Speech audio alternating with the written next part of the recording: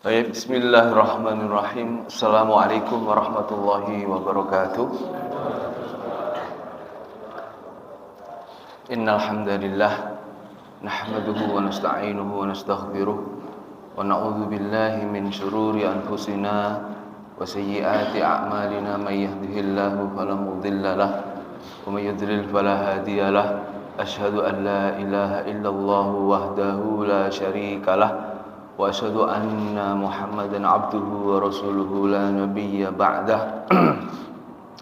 Allahumma salli wa sallim wa barik ala nabiyyina Muhammadin wa ala alihi wa sahbihi wa mawalah, amma ba'd. Hadirin yang kami muliakan, jamaah salat subuh, alhamdulillah pada pagi hari ini kita berkumpul dalam rangka melaksanakan kewajiban sholat subuh secara berjamaah, dan tidak lama lagi kita akan menemui bulan Ramadan. Pertama-tama kita panjatkan puji syukur kehadirat Allah Subhanahu wa taala atas nikmat sehat jasmani dan rohani, dan kemudian sholawat serta salam senantiasa kita sanjungkan kepada junjungan kita Nabi besar Muhammad SAW. Hadirin rahimakumullah, bahwa setiap syariat yang Allah turunkan kepada kita, maka semuanya tidak pernah absen dari maslahah, tidak pernah absen dari hikmah. Jadi semua syariat Allah Subhanahu wa taala, baik itu larangan atau baik itu perintah, baik itu anjuran, kulluha masalih, semuanya adalah maslahat-maslahat, dan maslahatnya itu kembali kepada kita semuanya. Karena dengan kita taat atau dengan tidak taat atau kita bermaksiat, maka keagungan Allah tidak akan pernah bertambah dengan kita taat, kemudian keagungan Allah tidak pernah berkurang dengan kita maksiat. Wa ma tuqaddimu li anfusikum min khairin tajiduhu indallahi huwa a'dhamu akbaru wa a'dhamu ajra. Jadi apa-apa yang kita persembahkan kebaikan-kebaikan, in ahsantum ahsantum li anfusikum wa in asatum falaha. Jadi apa-apa yang kita persembahkan berupa kebaikan-kebaikan ini pada hakikatnya kembali kepada kita semua. Maka hadirin rahimakumullah, syariat yang Allah turunkan, maka sering kita menamai itu sebagai haram, sebagai larangan, sebagai kewajiban. Padahal secara filosofis adalah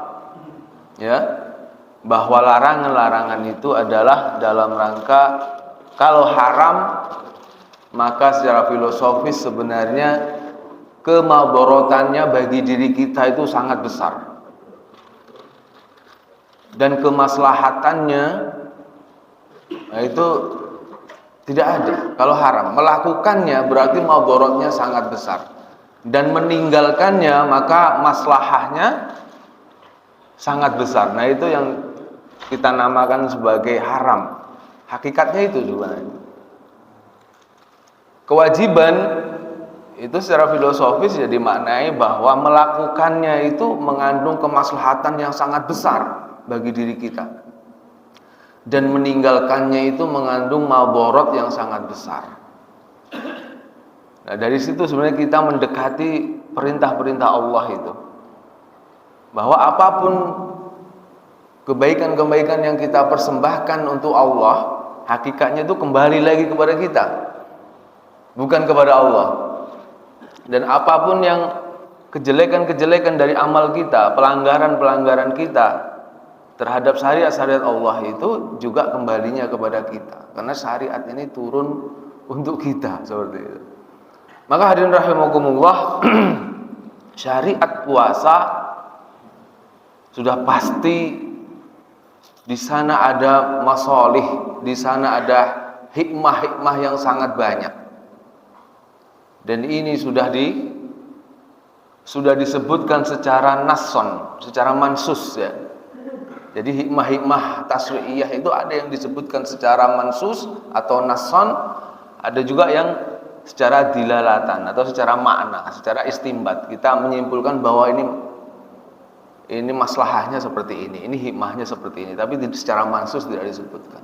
Tapi puasa ini kemudian hikmah maknawinya bagi spiritual ya, bagi tazkiyatun nafas, bagi pendidikan jiwa, ini kemudian hikmah-hikmahnya sangat banyak ya. Maka hadirin rahimakumullah, para ulama, karena mereka adalah orang yang paling tahu, dan kalau kita baca sirah Rasulullah SAW juga begitu dengan para sahabat, bagaimana mereka ketika masuk bulan Ramadan itu masuk kepada momentum yang sangat agung, masuk kepada seperti ada tamu yang sangat agung. Maka bagaimana memberlakukan tamu yang sangat agung, memberlakukan momentum yang sangat-sangat istimewa, maka tentunya beda dengan memberlakukan hal-hal selain itu. Maka para ulama, mereka ketika mau masuk di bulan Ramadan, mereka menutup majelis-majelis mereka dan mereka fokus kepada Al-Quran, kepada ibadah-ibadah, kepada menghidupkan malam-malam mereka dengan ibadah. Itu juga yang dilakukan oleh Rasulullah dan para sahabat. Karena mereka paham betul bahwa momentum yang Allah ciptakan setahun sekali yaitu di bulan Ramadan ini adalah sebuah madrasah, sebuah tempat pembelajaran yang asarnya dan pengaruhnya itu akan mempengaruhi 11 bulan yang akan datang. Jadi Allah ciptakan sebuah momentum istimewa, waktu yang istimewa, yang tentunya nanti kita akan bahas bagaimana keistimewaannya itu. Tentunya juga fungsinya, karena memang sebuah keistimewaan atau sebuah derajat nilai itu tidak bisa diukur salah satunya kecuali dengan melihat nilainya. Semakin nilainya itu besar, semakin manfaatnya besar, maka derajatnya itu, kemuliaannya semakin besar. Para ulama sudah mengarang beberapa buku, makalah dan sebagainya, hikmahnya banyak sekali. Salah satunya adalah Ramadan itu sebagai madrasah.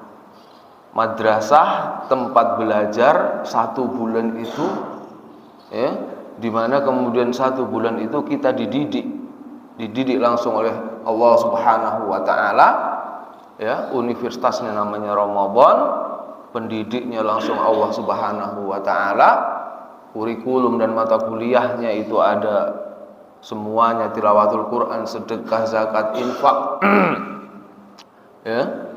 Kemudian nanti outputnya atau lulusannya itu adalah takwa, khairu ummah. Maka hadirin rahimakumullah, misalnya para ulama mengatakan bahwa madrasah Ramadan ini akan mempelajari kita makna syukur. Akan mempelajari kita makna syukur. Karena kita kadang-kadang menyepelekan arti kenyang, menyepelekan arti makan itu, kita merasa makan itu biasa saja gitu kan. Nasi lauk itu biasa saja. Tapi begitu kita lapar sehari, maka makan kita di waktu berbuka itu rasa syukurnya itu besar gitu. Rasa syukurnya itu besar. Apalagi para ulama itu ketika dia makan itu, mereka punya filosofisnya gitu kan. Sehingga mereka untuk melipat gandakan rasa syukur itu tadi. Maka bagaimana sebuah roti itu diciptakan, kata Imam Al-Ghazali. Mengapa kita harus mensyukuri sepotong roti? Karena sepotong roti ini tidak tiba-tiba ada dalam piring kita gitu kan. Sepotong roti ini berasal dari gandum. Yang gandum ini ditanam oleh petani yang di mana tempatnya. Sawahnya perlu dibajak, perlu diairi, perlu dirawat dan lain sebagainya. Kemudian setelah itu datang ke penggilingan. Setelah itu dari penggilingan kemudian dibuat oleh tukang roti. Dari tukang roti didistribusikan, dijual sampailah kepada piring kita. Itu filosofi bagaimana kita tidak bersyukur dengan proses yang begitu panjang. Siapa yang menurunkan hujan untuk siapa yang kemudian merawat? Nah, ini Allah Subhanahu wa taala. Maka ketika makan itu sudah punya ruh seperti itu, punya makna tersendiri, bukan hanya makan. Nah, Ramadan ini hadirin rahimakumullah mendidik kita untuk bersyukur karena lis-shaimi farhatan. Bagi orang yang berpuasa itu ada dua kebahagiaan. Yang pertama farhatun inda liqa'i rabbi wa farhatun inda iftarihi, atau dibalik, farhatun inda iftarihi wa farhatun inda liqa'i rabbi. Yang pertama gembira ketika dia berbuka puasa, dan kemudian yang kedua gembira ketika dia bertemu dengan Tuhannya. Maka gembira ketika dia berbuka puasa itu karena saking besarnya syukur. Karena syukur itu, ukuran bahagia itu diukur dari berapa besar syukur atau tidak. Seorang yang tidak punya apa-apa tetapi rasa syukurnya itu besar, dia lebih bahagia dibanding dengan orang-orang yang punya apa-apa tetapi hatinya tidak qanaah, tidak ada qanaah, hatinya selalu tidak pernah cukup. Jadi dia bahagia. Jadi ketika kita memasuki Ramadan, kita mampu memaknai lebih dalam lagi syukur itu tadi. Bahwa dari sepiring nasi itu, ketika itu ditahan selama 1 hari, maka ketika kita berbuka di situ kita merasakan bahwa syukur sekali. Bagaimana kalau seandainya rasa lapar ini kemudian berlanjut sampai berhari-hari gitu kan. Itu 1 hari kita sudah sangat bersyukur sekali. Kemudian juga puasa ini salah satu hikmahnya adalah mendidik kita untuk sabar. Sabar dalam artian melakukan ketaatan-ketaatan, tapi juga sabar dalam artian kita menjauhi maksiat. Jadi bahwa di hadis lain Rasulullah mengatakan bahwa Ramadan ini dinamakan shaumus sabr, puasa sabar. Rasulullah menamai puasa Ramadan ini sebagai puasa sabar. Dan memang disitulah letak pendidikan Ramadan itu. Ketika kita menahan segala sesuatu dari yang membatalkan puasa itu, dari setelah terbit fajar sidik sampai terbenamnya matahari, dari berkata-kata buruk, dari makan dan minuman padahal itu dihalalkan oleh Allah, kemudian dari berhubungan dengan suami istri kita, itu menuntut sebuah kesabaran. Sabar karena kita dididik yang halal-halal saja kita bisa menjauhinya. Maka diharapkan di luar Ramadan yang haram itu mudah untuk ditinggalkan. Karena di dalam Ramadan yang halal-halal saja kita tinggalkan. Kemudian pendidikan lain adalah mendidik jiwa kita, empati kita, supaya kita merasa bahwa orang yang lapar itu seperti ini, sehingga kita ada hassas, ada empati ketika kita melihat saudara-saudara kita dalam kesusahan atau bahkan dalam kelaparan. La yu'minu ahadukum, kata Rasulullah sampai 3 kali. Siapa itu ya Rasulullah? Tidak sempurna iman seseorang kalian, salah satu di antara kalian, yang dia bisa tidur dengan nyenyak dalam keadaan kenyang, tetapi tetangganya tidak bisa tidur karena menahan lapar. la yu'minu ahadukum artinya tidak sempurna imannya. Bahkan ada seseorang yang masuk surga, artinya dia diampuni dosanya oleh Allah Subhanahu wa taala karena melihat ada seekor anjing yang menjilat-jilat pasir. Dan kemudian dia merasa empatinya itu turun. Bagaimana kalau diri saya yang dalam keadaan haus? Maka dia turun ke dalam sumur, digigit sepatunya itu, diisi air, kemudian diberikan anjing. Maka kata Rasulullah, oleh sebab itu dia diampuni oleh Allah Subhanahu wa taala. Dan banyak hikmah-hikmah yang lain. Fungsinya hadirin rahimakumullah, bahwa Ramadan ini adalah sahrun tahirun wa mutahhir.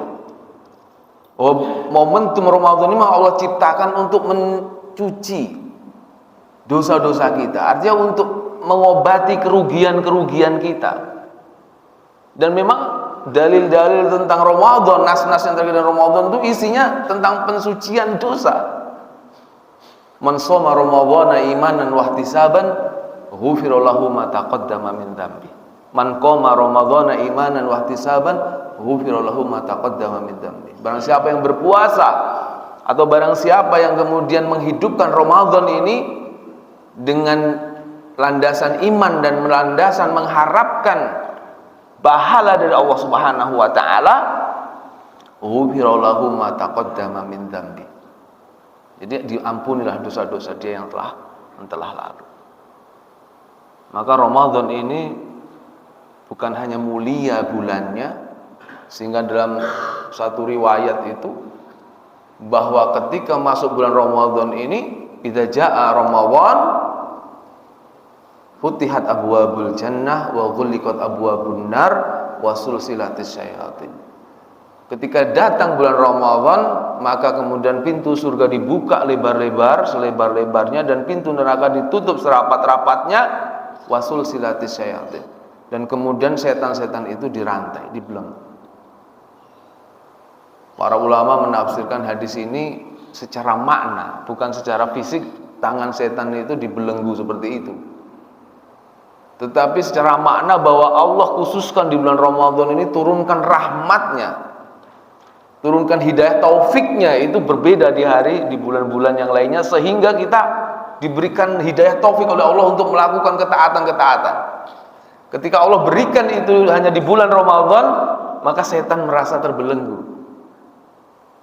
Tetapi makna lain juga tidak salah. Ada yang memaknai bahwa dibelenggu ini adalah sebagian setan saja. Ya, sebagian saja, maraddatan minhum. Jadi setan-setan yang kelas kakap saja. Jadi setan-setan yang sangat-sangat profesional gitu, setan-setan jenderalnya gitu kira-kira.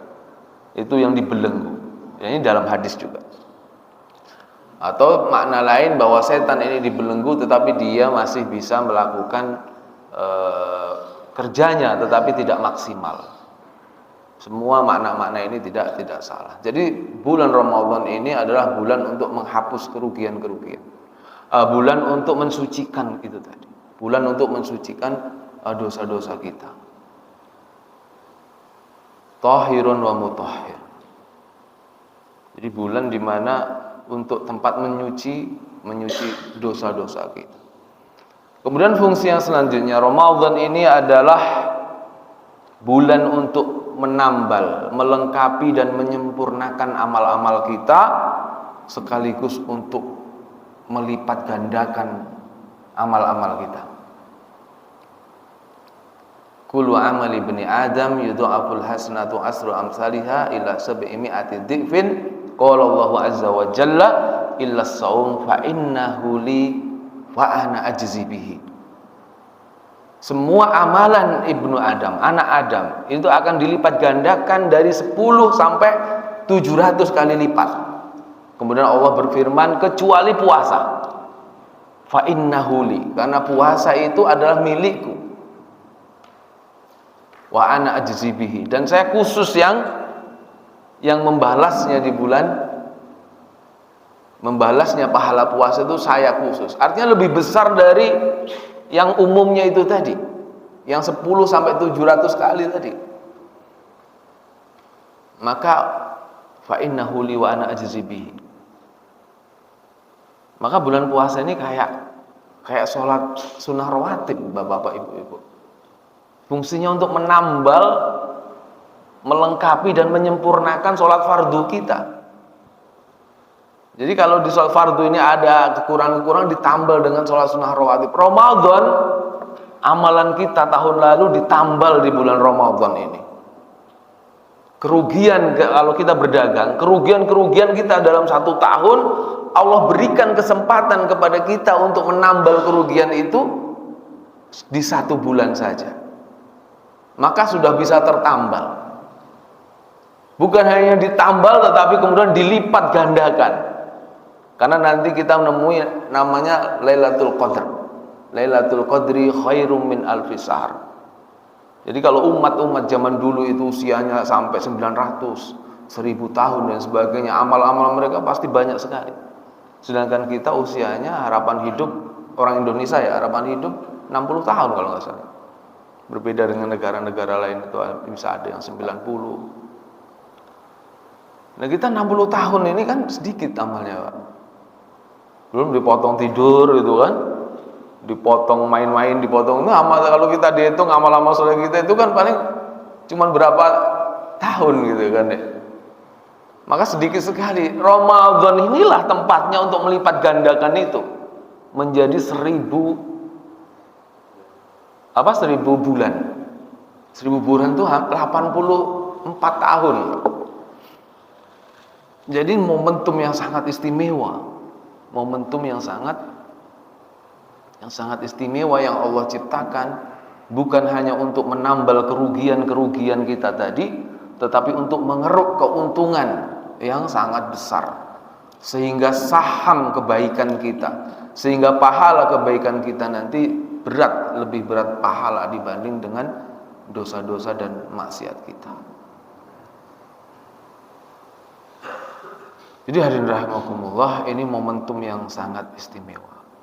Jadi Ramadan itu fungsinya bukan hanya untuk mensucikan atau menghilangkan kerugian-kerugian kita, tetapi juga Ramadan berfungsi untuk melipat gandakan amal-amal itu. Kemudian hadirin rahimakumullah, fungsi Ramadan yang selanjutnya yaitu fungsi tarbiyah. Fungsi tarbiyah, di mana tadi di depan sudah kita sebutkan bahwa Ramadan ini adalah momentum untuk mentarbiyah jiwa kita, sehingga jiwa kita ini menjadi jiwa-jiwa yang fitrah seperti itu. Karena fitrahnya kita, jiwa kita ini adalah tadzarru, ta'abbud. Jiwa kita ini menyembah Tuhan seperti itu kan. Jadi Ramadan itu berfungsi untuk mentarbiyah jiwa-jiwa kita. Mentarbiyah kemudian menghasilkan kesabaran, menghasilkan syukur, menghasilkan taubat, menghasilkan tadarru, tadallul, sehingga kita faham di apa diri kita itu, hakikat kita itu seperti apa, kelemahan kita itu seperti apa. Hanya menahan lapar 1 hari saja kita sudah lemah gitu kan, Pak. Hanya telat makan aja mah kita kambuh ibaratnya gitu kan. Betapa lemahnya kita gitu kan. Nah, kemudian tarbiyah itu akan itu tadi yang dikatakan bahwa Allah langsung sebagai trainernya. Fa innahu li wa ana ajzi bihi. Kemudian kurikulum dan mata kuliahnya itu puasa, sholat, zakat, ya, ibadah-ibadah dan lainnya, sedekah dan sebagainya. Dan kemudian outputnya itu adalah khair ummah. Lulusannya itu adalah sebaik-baik umat, yaitu muttaqin. Jadi hadirin rahimakumullah,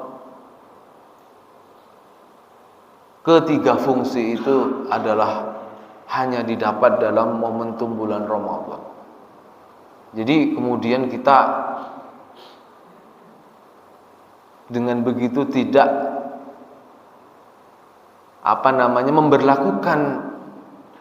memperlakukan Ramadan ini tidak kita perlakukan dengan sia-sia.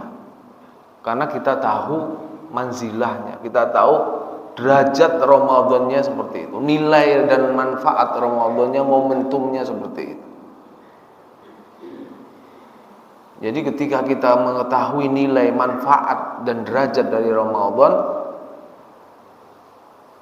maka kita kemudian tidak menyia-nyiakan Ramadan. Sebagaimana Rasulullah SAW, apalagi ketika masuk di 10 hari terakhir, maka mereka melakukan iktikaf karena untuk mengkhususkan untuk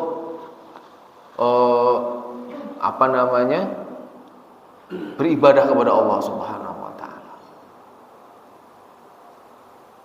Terus ada satu fungsi lagi yang terakhir, yaitu Ramadan itu adalah Allah gunakan untuk menentukan takdir tahunan manusia. Jadi di bulan Ramadan ini atau di malam Lailatul Qadar itu, tanazzalul malaikatu warruhu fiha biidni rabbihim min kulli amr. Min kulli amr, para ulama mengatakan bahwa malaikat-malaikat ini turun ke bumi itu untuk mengatur urusan. Mengatur urusan dimaknai sebagai menentukan takdir tahunan kita. Jadi sehingga di malam Lailatul Qadar ini Rasulullah SAW anjurkan kita untuk memperbanyak doa untuk kebaikan. Salah satunya doa Allahumma innaka afuwun tuhibbul afwa fa'fu anni. Jadi lahir sebuah kesadaran spiritual ya, sehingga lahir taubat, lahir perasaan rendah. Jadi penghambaan itu benar-benar tidak sempurna ketika kita mempunyai kiber, mempunyai rasa sombong. Jadi ketika kita kita ada unsur dunia, juga ada unsur langit seperti itu. Semakin ketertautan kita kepada unsur dunia, maka itu semakin rendah spiritualitas kita. Tapi semakin kita tinggi unsur langit, keterkaitan kita dengan unsur langit, maka semakin tinggi spiritualitas kita, semakin kita dekat dengan Allah Subhanahu wa taala. Maka Ramadan itu Rasulullah, sahabat dan para orang-orang Rasul itu mengkhususkan 10 hari terakhir itu untuk kemudian bukan hanya untuk mengejar malam Lailatul Qadar. Karena malam Lailatul Qadar itu ya bisa turun di mana saja, bagi orang yang iktikaf, bagi orang yang tidak iktikaf, bagi orang yang sedang mudik pun kalau dia menghidupkan malam itu dengan ketaatan, dia mendapatkan Lailatul Qadar itu. Tetapi kalau memang waktunya kita tidak ada kegiatan lain, tidak ada tugas lain yang lebih penting, maka di masjid itu ya tempat yang terbaik. Karena di masjid itu tempat yang paling mulia, rumah Allah, dan di situ kemudian kita mengkhususkan di 10 hari terakhir itu untuk kemudian melakukan namanya iktikaf, khusus diisi dengan amal-amal soleh, dengan sedekah, dengan dan sebagainya. Hadirin rahimakumullah. Kemudian yang selanjutnya, Ramadan itu adalah momentum untuk mendekatkan diri kita kepada Allah dan momentum untuk diijabahnya doa-doa kita kepada Allah. Wa idza sa'alaka. Jadi ketika ayat itu turun menerangkan kewajiban puasa yang pertama itu kan. Kemudian bagaimana orang yang berpuasa kalau dia sakit atau dia bepergian dan sebagainya kan. Kemudian setelah itu ayatnya wa idza sa'alaka ibadi anni fa inni qarib ujibu da'watad da'i idza da'an falyastajibu li wal yu'minu bi la'allahum yarshudun. Jadi ketika Allah memerintahkan puasa seperti ini caranya, kemudian kalau sakit diganti di hari lain dan sebagainya, kemudian setelah itu ayat itu menerangkan kalau kamu sudah seolah ingin mengatakan kalau kamu sudah berpuasa, kamu dekat denganku. Kalau kamu sudah dekat denganku, apapun yang engkau pinta akan aku turuti.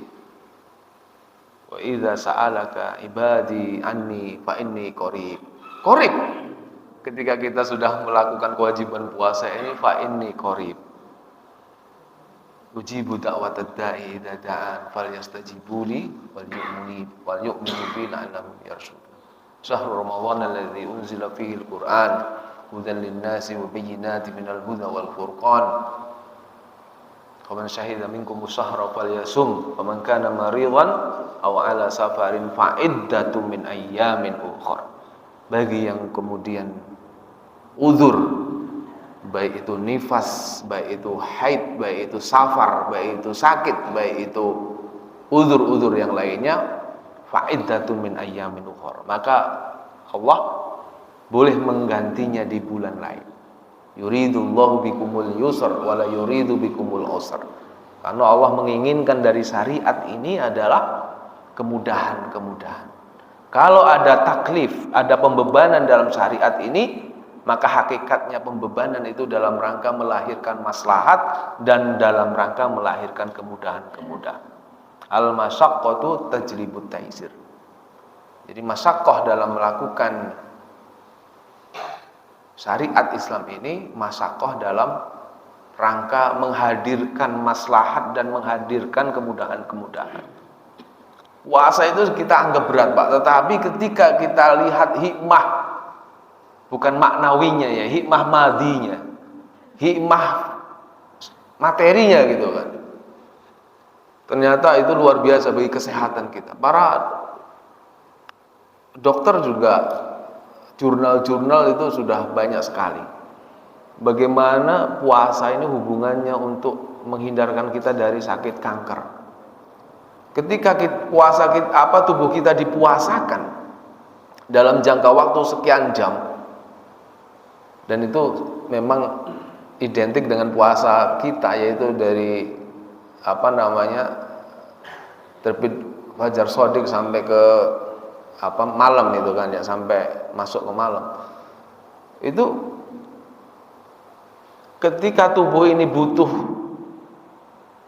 energi ya, dia ngambil bukan dari makanan yang kita makan, tetapi dia mengambil dari sisa-sisa makanan yang itu tidak bisa dicerna sebelumnya, tidak bisa diurai oleh tubuh kita, dan itu bibit penyakit. Maka walaupun bukan hadis sumu tasihu, itu secara makna benar memang. Puasalah maka kamu sehat, puasalah maka kamu panjang umur, itu tidak ada, bukan hadis, tetapi maknanya benar. Karena puasa itu akan meremajakan organ-organ kita, dan akan mengurai lagi sisa-sisa makanan atau racun-racun dalam tubuh kita yang terakumulasi, itu bisa menyebabkan penyakit-penyakit berat ya, kayak kanker, kayak dan sebagainya, tumor. Tetapi ketika itu dibakar di 1 bulan, itu potensi-potensi penyakit itu sudah dibakar oleh tubuh kita. Sama ya konsepnya ketika seseorang itu kemasukan bakteri atau virus, maka untuk mematikan virus itu tubuh kita menaikkan panasnya. Sama, puasa tubuh kita panas untuk membakar itu tadi. Apalagi kata yang temen yang dia ahli diet itu ya, ahli olahraga gitu, kalau kita puasa-puasa itu terus kita tambahi dengan olahraga, itu lebih cepat lagi itu membakar sisa-sisa makanan itu, lemak-lemak lah khususnya. Seperti itu. Hadirin rahimakumullah, itu yang bisa saya sampaikan. Intinya bahwa memang waktu yang tinggal beberapa hari ini baik sekali sekiranya kita gunakan untuk mempersiapkan Ramadan itu. Jadi memang para ulama zaman dulu itu ada yang mempersiapkan Ramadan itu sampai 6 bulan sebelumnya gitu kan ya.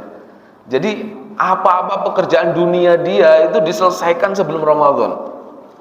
Kesibukan-kesibukan yang bisa diselesaikan di luar Ramadan, selesaikan di luar Ramadan. Nanti masuk Ramadan itu benar-benar masuk kepada madrasah. Jadi sebagaimana madrasah, sebagaimana kita itu melakukan pelatihan di kantor kita selama sebulan. Ya, mau masuk Ramadan ini mau masuk madrasah selama sebulan. Jadi butuh persiapan-persiapan tentunya, butuh kemudian bekal-bekal, selain bekal materi, bekal spiritual juga, bekal mental dan sebagainya. Nah ini harusnya kita contoh gitu kan. Jadi yang enggak 6 bulan, misalnya sebulan sebelumnya itu benar-benar kita apa nih kira-kira persiapan supaya nanti Ramadan ini, karena kan kalau enggak, misalnya ibu-ibu nih bikin kue nih misalnya kan, itu kalau bisa jangan di Ramadan ya gitu kan, kalau bisa. Tapi kalau nggak bisa ya apalagi kan, karena kan bikin kue itu kan juga untuk mencari nafkah gitu kan ya. Tapi kalau kue untuk bikin sendiri dibikin di luar Ramadan, sehingga waktu untuk kita tilawah Quran, waktu kita itu nggak kepotong dengan hal-hal yang sifatnya itu ya gitu kan. Kalau bisa tuh mudik itu ada waktu tertentu yang kita itu tidak sampai mengganggu amaliyah atau menghidupkan malam-malam Lailatul Qadar misalnya seperti itu. Dan ini memang harus direncanakan, Pak. Direncanakan dan kita konsisten itu, komitmen itu. Saya pernah itikaf di masjid mana ya, Yasmin sana itu kan. Ada satu orang, memang saya kenal di situ ya. Pokoknya kalau sudah masuk 10 hari Ramadan diantar sama istrinya, sama anaknya itu diantar. Pulang-pulang nanti dijemput lagi ketika dia sudah selesai Idul Fitri itu tadi. Padat jadwal apa namanya itu, jadwal iktikafnya di masjid itu. Sholatnya itu 3 juz per malam gitu kan. Terus kemudian nanti belum ini lagi, acara ini lagi gitu. Jadi saya nggak bisa seperti itu, Pak. Maksudnya ya Allah gitu. Kalau bisa seperti itu, tapi berat sekali kalau kita lihat itu diantar nanti dijemput lagi di Idul Fitri gitu kan ya. Tapi sebenarnya itu ideal kalau bagi yang memungkinkan untuk itu. Kalau memang tidak ada tugas-tugas lain. Tetapi kalau ada tugas-tugas lain, pastinya dia harus kemudian mengutamakan kewajibannya, mengutamakan kewajiban-kewajiban. Misalnya nafkah, mencari nafkah gitu kan. Enggak semua orang bisa seperti itu. Makanya dalil-dalil tentang Lailatul Qadar itu ya mutlak ya. Artinya tidak dibatasi oleh orang yang untuk iktikaf saja dan sebagainya. Tetapi bagi semuanya, siapa saja, di mana saja, baik di masjid atau di mana, yang penting pada malam itu dia menghidupkan malam itu dengan ketaatan-ketaatan ya, dengan baca Quran, dengan zikir, dengan doa dan sebagainya, maka semua akan mendapatkan malam Lailatul Qadar. Baik bapak-bapak dan ibu-ibu yang saya muliakan, mudah-mudahan bermanfaat. Silahkan kalau ada yang kita diskusikan. Baik, hidayah taufik itu memang hak mutlak Allah ya Pak ya. Jadi yang ada memang triknya itu ya cuma satu. Kalau Al-Ghazali itu, Imam Al-Ghazali itu mengatakan bahwa untuk mentarbiyah jiwa kita itu tahapannya itu tidak dengan langsung kesadaran gitu ya. Tetapi juga ada fase-fasenya kita itu dipaksa gitu kan. Memaksakan. Jadi memaksakan diri kita, jiwa kita, nafsu kita itu gitu.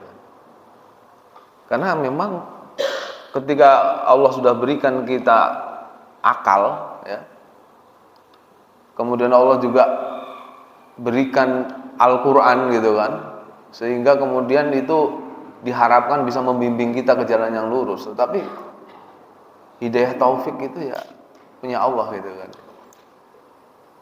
Maka walaupun orang sudah berinteraksi dengan Al-Quran, dengan akal yang sehat dan sebagainya, kalau memang Allah tidak menghendaki taufik itu dari wafaqa yuwafiq, artinya apa yang dimaui oleh Allah itu yang diberikan ke orang itu gitu kan. Maka kalau Imam Al-Ghazali mengatakan dipaksa dulu, dipaksa dan kemudian Setelah itu kita akan masuk kepada tahap yang selanjutnya, yaitu kebiasaan seperti itu kan, kebiasaan, dan setelah itu habit gitu kan ya, terus karakter dan sebagainya, sehingga kemudian lahir dari situ akhlak gitu kan, semacam sesuatu kayak budaya seperti itu kan, seperti kita makan nasi, seperti kita sarapan apa gitu, itu kan budaya gitu kan. Nah itu norma-norma itu sebenarnya terbentuk dari kebiasaan-kebiasaan gitu. Seperti kita kalau nggak makan nasi kan kayak nggak makan gitu kan Pak ya. Padahal walaupun kita sudah makan lontong gitu 2 piring, tapi dibilang belum makan nasi gitu kan. Apa bedanya lontong sama nasi gitu kan? Lontong sama nasi sama saja. Tapi karena budaya itu yang membuat kita itu jadi ada semacam seperti beda lontong dengan nasi itu, padahal sama.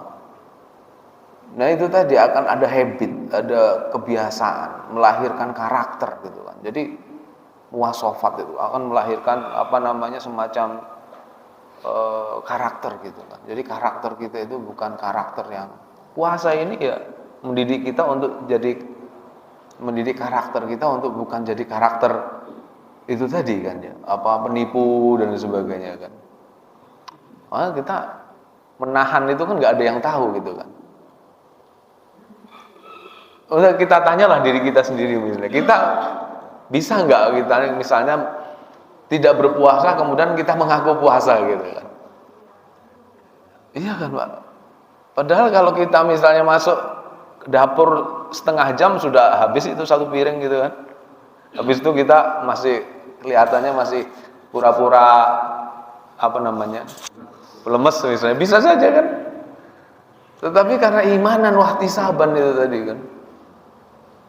Jadi dari situlah kemudian dia dipaksa gitu kan. Ada momentum-momentum memang ya kita senantiasa berdoa kepada Allah untuk memudahkan dalam ketaatan. Kemudian yang pertanyaan yang kedua tadi terkait makruhat ya, hal-hal yang dibenci yang kemudian Allah tidak butuh puasanya orang-orang. Para ulama memang sebagian ya, tapi bukan jumhur, sebagian berpendapat bahwa puasa ini bisa batal dengan kemaksiatan itu tadi. Berdasarkan hadis-hadis itu, Allah tidak butuh puasanya orang yang berkata jelek dan sebagainya. Maka mereka menyimpulkan bahwa puasa itu bisa batal dengan mulut kita bisa membatalkan puasa, yaitu dengan berkata-kata yang tadi jelek. Kemudian telinga kita juga bisa membatalkan puasa. Jadi bukan hanya membatalkan puasa itu dengan makan, tidak minum, tidak berhubungan dan sebagainya, tetapi kejelekan-kejelekan dan maksiat itu bisa membatalkan puasa. Itu tapi sebagian ulama. Sedangkan jumhur mayoritas berpendapat bahwa puasanya tetap sah. Kewajibannya gugur. Tetapi hanya dia tidak mendapatkan fadilah-fadilah puasa dan keutamaan-keutamaan puasa. Dia tidak perlu mengqadha puasa, tetapi rubba shaimin laisa lahu min siyamihi ilal ju' wal atos. Jadi berapa banyak orang yang berpuasa itu hanya menggugurkan kewajiban saja, hanya dapat lapar dan dahaganya saja, tapi tidak mendapatkan, jadi pahalanya itu 0. Seperti pom bensin dari 0 Pak ya gitu kan ya. Ini pahalanya benar-benar 0, dia hanya enggak wajib mengkodok saja gitu kan. Nah itu Pak. Jadi fadilah puasa itu akan kita dapatkan ketika kita bukan hanya menahan dari hal-hal yang membatalkan puasa, tetapi kita juga menahan dari hal-hal yang maksiat. Maksiat itu semuanya maksiat, mata maksiat, mulut maksiat, semuanya maksiat. Kaki maksiat dan sebagainya. Tentunya khususnya adalah mulut kita Pak ya, lisan kita nih yang sering buat maksiat itu. Enggak ada angin, enggak ada hujan, kadang-kadang kita bikin melontarkan kata-kata yang membuat orang lain enggak nyaman, membuat orang lain merasa direndahkan, membuat orang lain merasa terhina dan sebagainya. Maka itu di bulan Ramadan ini sampai dalam sebuah hadis dikatakan kalau ada orang istilahnya ngajak ribut ini, katakan saya shaim, saya lagi puasa gitu. Nanti kalau mau ribut setelah puasa, setelah buka gitu. Bukan seperti itu. Maksudnya benar-benar ditahan di bulan Ramadan itu. Kita yang halal-halal saja ditahan untuk tidak dilakukan, apalagi yang haram. Jadi ada hadis, tapi dhaif ya hadisnya. Orang tidurnya orang puasa itu ibadah. Walaupun dhaif itu maknanya juga bisa jadi benar. Karena tidurnya ini dalam rangka untuk supaya dia kuat nanti malamnya untuk tilawah Quran misalnya, atau tidurnya itu dalam rangka daripada saya ghibah tetangga gitu kan. Yang berpahala itu, Pak. Jadi kalau kita itu bisa mengalihkan madharat yang lebih besar ke madharatnya yang lebih kecil, atau menghilangkan madharat dengan melakukan hal-hal yang tidak ada keutamaan sebenarnya, itu pun sudah ibadah. Gitu kan. Nah, kalau saya bangun ini nimbrung sama orang pasti ngomongin tetangga. Mending saya tidur, ibadah waktu itu. Ibadah itu. Karena dalam rangka untuk menghilangkan madharat ini tadi. Tapi ya kita butuh keutamaan kan. Jadi saya pernah perhatikan, Pak ya. Waktu saya dulu mahasiswa gitu, teman tetangga satu kos itu kan ya. Dia itu ya sholat ya enggak, tapi kalau puasa Pak. Tapi puasanya itu lucu, Pak. Puasanya itu dia itu malam itu jadi siang. Jadi malam itu dia begadang terus sampai pagi, ya enggak sholat isya, ya enggak sholat tarawih, enggak gitu kan ya. Kemudian sahur, setelah itu setelah sahur tidur lagi sampai hampir menjelang buka. Iya, seperti itu. Paling bangun sebentar nanti tidur lagi gitu kan. Ini sama aja nggak puasa kan, Pak ya. Apalagi sholatnya ditinggalkan gitu. Para ulama katakan kalau yang hal-hal yang sholat yang wajib-wajib kayak gitu ditinggalkan, puasanya nggak sah. Yang wajib-wajib itu ditinggalkan. Nah, enak lagi kalau puasa itu di Arab Saudi ya. Di Arab Saudi itu karena kebiasaan kultur mereka itu puasa itu, mereka berkegiatan itu untuk menghindari panasnya matahari. Mereka itu malam-malam tuh jam 3 itu baru tidur. Nanti bangun-bangun tuh menjelang sholat subuh dulu, kemudian tidur lagi, kemudian bangun jam zuhur. Jadi bisa dianggap puasanya. Tapi kalau sekarang yang kultur itu mulai berkurang. Tapi kalau dulu memang seperti itu kultur Saudi itu. Jadi mereka kalau bekerja itu malam, karena kalau siang itu panas gitu kan. Maka kalau dihitung puasanya kan cuma 6 jam kan ya. Cuma 6 jam. Nah, kita termasuk yang pendek, Pak. 12 jam gitu kan. Ada di daerah-daerah kutub itu ada yang 17 jam, Pak. Ada yang 17. Ada yang buka itu masih ada matahari. Ada yang buka masih ada matahari, karena matahari nggak pernah tenggelam di sana. Jadi kalau memang nggak pernah tenggelam sama sekali, dikonversikan dengan waktu normal. Jadi subuh masih ada matahari, qiyamul lail masih ada matahari gitu kan. Karena mataharinya memang nggak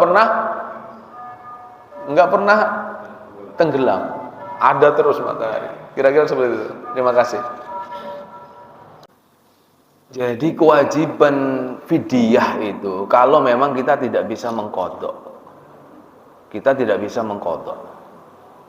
Jadi ada yang namanya sakit yang enggak bisa diharapkan kesembuhannya, atau maradu muzmin, atau maradu la yurja bara'uhu, atau la yurja shifa'uhu. Jadi sakit yang memang enggak diharapkan kesembuhannya. Ini juga bisa disamakan dengan orang yang sakit yang nggak bisa disembuhkan itu sakit umur musim. Jadi sakit yang umurnya udah tua, nggak bisa puasa. Nah, orang-orang seperti ini ya, ini atau ulama lain kemudian mengkiaskannya dengan orang perempuan yang menyusui atau hamil. Itu dikiaskan dengan maradun la yurja bara'uhu, dengan orang yang sakit yang nggak diharapkan kesembuhan. Karena biasanya wanita hamil itu menyusui, dia sudah uzur lagi, maksudnya hamil udah uzur lagi, kemudian dia melahirkan menyusui uzur lagi. Nanti tahun depan mau mengkodok, belum mau kodok, dia udah hamil lagi seperti itu, udah menyusui lagi dan sebagainya. Maka ini ulama berbeda pendapat. Kemudian ada yang mengkiaskan perempuan hamil itu nggak wajib kodok, fidyah saja. Karena apa? Karena dia dikiaskan dengan marodun la yurja bara'uhu, orang yang tidak diharapkan kesembuhannya seperti itu. Nah ini wajib kodok kalau yang bisa berpuasa, ya. Tapi kalau yang tidak berpuasa fidyah, yang tidak berpuasa tadi. Kalau dia meninggal dunia, yang biasa fidyah ini tadi, kalau dia belum bayar fidyah, meninggal gitu kan, tapi dia belum bayar fidyah, orang yang biasanya tadi bayar fidyah, maka dia dibayarkan fidyahnya oleh ahli warisnya dari harta peninggalannya. Ya. Kalau tidak punya harta peninggalan, boleh dibayarkan oleh ahli warisnya pakai uang ahli warisnya. Bahkan para ulama mengatakan untuk kasus seperti ini, sebelum warisan dibagi, fidyahnya harus dibayar. Tapi kalau hutang puasa, kita sekarang jelaskan Pak ya, supaya nanti siapa sih yang bisa untuk membayar fidyah itu. Kalau ada orang yang sakit ya, atau kemudian ada orang haid, orang nifas, orang menyusui, orang hamil dan sebagainya, ketika dia dalam masa uzur itu dan dia tidak bisa puasa, tetapi kemudian dia meninggal dalam masa uzurnya itu,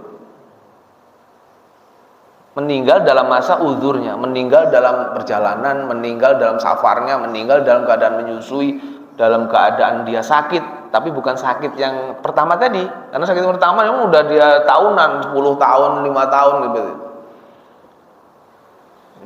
Orang nifas.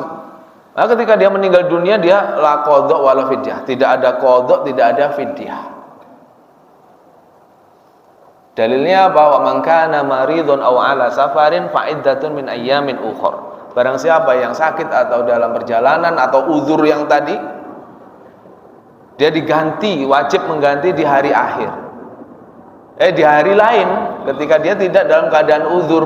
Tetapi kalau dia meninggal belum berkesempatan untuk mengganti karena keburu meninggal karena sakitnya, karena nifas, haid dan sebagainya, maka para ulama mengatakan mata qabla dukhuli zamani wujub. Dia mati sebelum datang masa wajibnya, maka dia enggak qadha dan enggak fidyah. Nah, terus yang ketiga, kalau orang itu meninggal dunia, dia punya uzur itu tadi, tapi dia kemudian sembuh, kemudian selesai safarnya, kemudian selesai nifasnya, ya. Kalau tadi nifas diartikan bukan itu ya. Kemudian dia selesai haidnya, dia udah ada waktu, tetapi dia kemudian tidak sempat saja mengkodoknya. Ya, sudah sembuh sekian bulan tapi belum kodok. Nah, ini yang dimaksud hadis Rasulullah SAW, man mata fa alaihi siyam soma anhu waliyuhu. Jadi barang siapa yang meninggal, dia punya utang puasa. Nah, utang puasa itu karena dia mampu untuk puasa tapi nggak sempat gitu kan. Artinya dia sudah sembuh berapa bulan tapi lupa untuk mengqadha itu tadi. Maka kata Rasulullah, soma anhu waliyuhu, maka walinya itu berpuasa sebanyak hutang puasanya yang tadi itu tadi. Nah, kalau tidak mau maka fidyah, dibayar fidyah sebesar sebanyak jumlah hari yang dia tinggalkan itu tadi. Tapi bagaimana kalau kasus yang pertama kita pengen tetap bayar fidyah? Boleh, karena ulama ada yang berpendapat seperti itu. Ya, misalnya orang meninggal karena sakitnya dan memang nggak bisa mengkodoknya dan sebagainya, tapi memang dia nggak ada waktu atau sempat mengkodoknya, walinya kemudian ingin membayarkan fidyah untuknya, maka itu dibolehkan. Berapa besarnya fidyah puasa? Besarnya itu 1 mud min kutil ahlil bilad, makanan pokok. 1 mud itu kalau kita konversikan ke kilogram itu 700-an Pak ya, 700 gram. Tapi intinya bukan ukuran-ukuran tapi intinya memberi makan fakir miskin satu hari, satu kali. Satu hari, satu kali. Ada pendapat yang lainnya, ya satu hari gitu kan ya. Satu hari itu berapa kali Pak? 3 ya. Tetapi kalau kita nas hadisnya itu mud 700.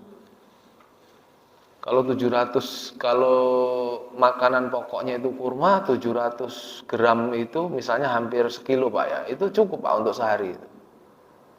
Tapi takutnya kalau kita makan fakir miskin itu hanya satu kali jatah makan ya. Misalnya apalagi sarapan kita kasih fidyahnya itu uduk lagi gitu kan ya. Siangnya lapar, sorenya masih lapar gitu kan. Kalau kita kasih 700 gram beras, itu sama saja porsinya satu nasi uduk Pak. 700 gram beras itu udah, iya kan? Ya maksudnya ini fikih Pak. Ada kan kemudian mengatakan dia makan sehari itu dikonversi dengan satu kali makan itu berapa? 15.000, berarti 45.000 gitu kan. Nah itu pendapat bisa diambil. Bukan kemudian bisa jadi dikonversikan dengan makanan pokok dengan beras yang hampir 1 kilo itu tadi kan. Seperti itu. Kira-kira seperti itu Pak. Itu dibayarkan di fakir dan miskin. Dibayarkan untuk fakir dan miskin. Fidyah itu dibayarkan untuk fakir dan miskin dan untuk orang-orang seperti zakat fitr itu Pak. Zakat fitr itu memang nasnya itu ya dikhususkan untuk fakir dan miskin. Untuk fakir dan miskin. Sehingga para ulama itu berbeda pendapat. Bolehkah takjil menyegerakan membayar zakat fitrah? Sebagian ulama mengatakan boleh kalau sudah mau dekatin apa fitr, karena zakatul fitr itu zakat ketika sudah berbuka gitu kan ya. Nah ini belum berbuka itu maksudnya Ramadannya sudah ini ya, sudah hilang. Karena fungsinya untuk supaya membahagiakan kaum muslimin yang pada hari raya Idul Fitri itu tidak bisa makan seperti itu kan. Itu namanya zakat jiwa. Jadi semua yang lahir pun perlu diberikan zakat itu tadi. Diperlukan zakat fitrah. Ada ulama lain mengatakan boleh menyegerakan ketika sudah masuk Ramadan. Ada ulama yang menentang nggak boleh karena zakat fitr itu sebagai maknanya itu zakat fitr. Fitr itu buka Pak. Fitr itu ketika kita sudah berpuasa, nah kita itu futur, sarapan gitu, kita boleh makan gitu kan ya.